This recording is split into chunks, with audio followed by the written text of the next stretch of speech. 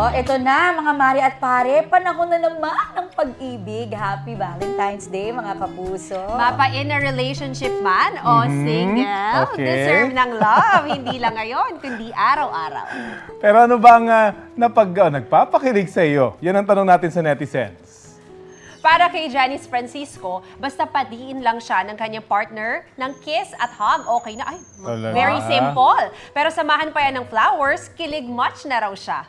Dahil Biyernes ngayon, may pasok ang mga estudyante. Kaya para sa college student na si Loder Eileen, kikiligin na siya kung sasabihin ni Prof na early dismissal o kaya ay wala na raw makakapasok. Oo O, nga diba? naman, di ba? Ang nagpapakilig naman kay Patricia Pamitan kapag out for delivery na raw ang kanyang parcel.